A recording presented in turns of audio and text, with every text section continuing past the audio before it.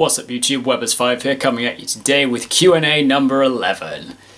So before we get into the Q&A guys, I just want to do a couple of quick shout outs to new subscribers. So shout outs to Ken Naiva, apologies if I've completely botched the name, and Peter North. Thank you so much guys, you're the reason my channel is growing stronger.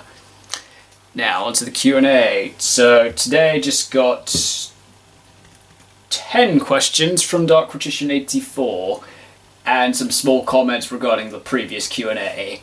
So I'll just start with those first. No, the combo of reload and volcanic scattershot is horrible. It's not fun at all.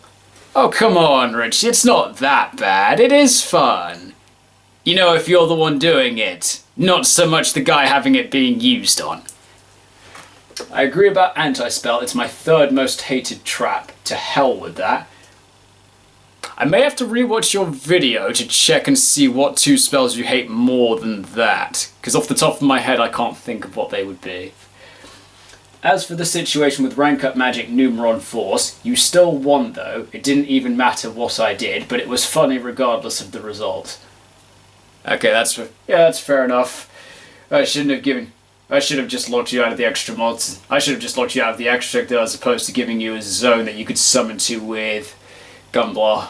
But Gunblar's fun. Or at least he was. I feel like the endurance games we did are kind of a collab, but I'd be happy to do one with you on something. Yeah, that would be good. Once we figure out an idea, we can sort that out. I've got lots more which might take several episodes due to the 10 question limit, and they involve my favourite decks and hated decks. I'll start with my favourites in reverse order. So here we go. Question 1. Thoughts on generic plants? I don't actually remember very much about your generic plants, so don't really have a huge opinion. From what I've checked through on this list, some of these decks I do remember, so I will give them my opinion, but a few of them I actually don't remember them that well, so I can't really give much of an opinion.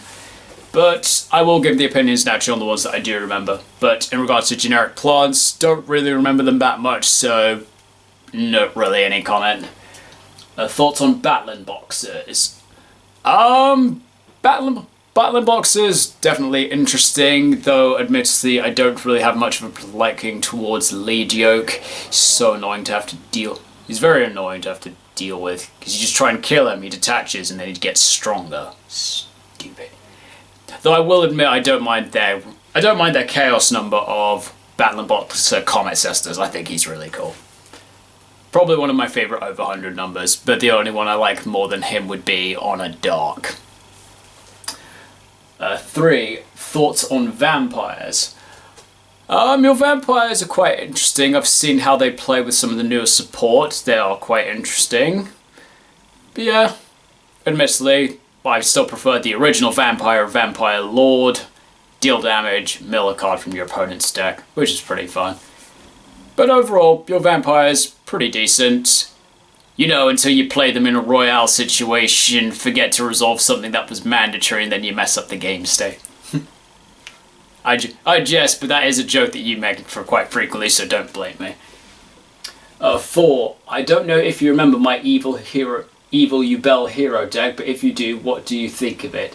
I thought it would be fun to randomly have a deck where I fuse Evil Hero Malicious Edge with any Yubel form. Yes, I do remember you doing this at one point. I don't remember if I ever played against it, but frankly, I do like the concept of it. Because frankly, naturally, each Yubel form combined with Malicious makes a very easy Evil Hero Malicious Fiend. With newer support, naturally each of the Yubel pieces would make an easy Malicious Bane as well. Personally, I do very much like Malicious Fiend. He's one of my favourite evil heroes. He's very fun to drop against your opponent to force them to have to attack it, and he's a 35, so it's like, come at me, bro. Would be more fun, though, if each of the Yubels had that effect that can force your opponent into attacking them, and then they just have to attack it, it won't die, and then they just take the damage. If you could combine the two together, that would be pretty cool. 5. Thoughts on tunes? No huge opinions on tunes. Most tune deck Your Toon deck, like most Toon decks, play a very similar way. So yeah, they're just a thing. they're alright. I don't necessarily like them, but I don't necessarily hate them either, but tunes are tunes. Thoughts on my Elemental Hero Divine Neos deck?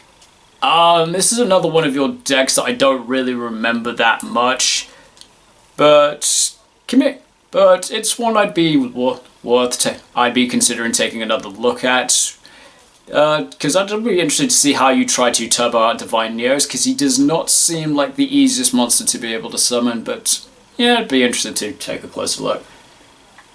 7. Thoughts on Destiny Heroes.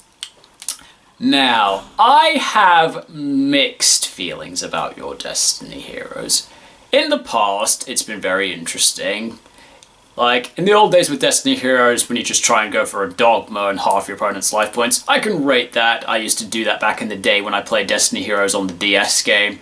Turboing out Dogma was fun, and I remember when I pulled an ulti Dogma in real life. Don't remember where it's gone though now, so that's just sad. But my conflicted feelings are that one tournament you played Destiny Heroes after we got DPE. DPE is not fun to deal with.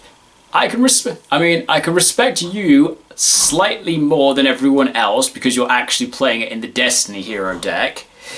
But it doesn't change that DP is one of the most irritating cards ever constructed. And for that reason, I severely dislike Destiny Heroes now. But other than that, it's meh. Sorry. 8. Thoughts on Exodia. I don't really remember what's kind of like different about your Exodia deck compared to other Exodia decks I look like. The concept of an Exodia deck I do like, depending on what kind of variant people are going for, because there's been lots of interesting variants of Exodia decks over the years, like vanilla spam with Heart of the Underdog. I know Exodia has somewhat newer support to try and make it easier. Personally, my favourite variant of Exodia is the Hope for Exodia variant, using a combination of cards that give your opponents life points, such as Gift Card, and then the trap card Hope for Escape, of paying 1,000 to draw one card for every 2,000 point difference in your life points. Anytime I play Exodia in a video game, which sometimes I do if I'm at a point where I'm like against an opponent, which is really difficult, I just decide, you know what, screw it, I'm going to play Exodia against them and just instant win. So yeah, the Hope for Exodia variant is probably my favourite variant, but I'm not sure if that's the variant that you've gone with before, but overall, Exodia variants are alright, but naturally, Exodia as a deck is very hit and miss. You either set yourself up to go into Exodia, or you just lose beforehand. Or, in one case I've seen on a replay, draw into the 5 pieces of Exodia, and still manage to lose the game. How? This was based on a player that was playing the Hope for Exodia variant that I was talking about. So what happened in the video was the guy activates Hope for Escape, pays $1,000 to draw cards from his deck equal to the difference. Because it says that you have to draw those number of cards, if you have less cards in your deck than the number of cards you have to draw, naturally you lose by deck out, despite the fact within that resolution, you will have the 5 pieces of Exodia in your hand. So yes, that was one of the few times I saw a player with the 5 pieces of Exodia in his hand and still lose. 9. Thoughts on BES. I don't really remember much about your BES build. I don't think I ever really saw it. But based on the anime, the BES deck is quite interesting. Bunch of ships that, when combined with Boss Rush, just keep replacing themselves, like similar to what Lorenzo said in the TV series. It's just like a video game. One of my guys dies and he comes right back. So yeah, that was really interesting. The BES deck, pretty interesting.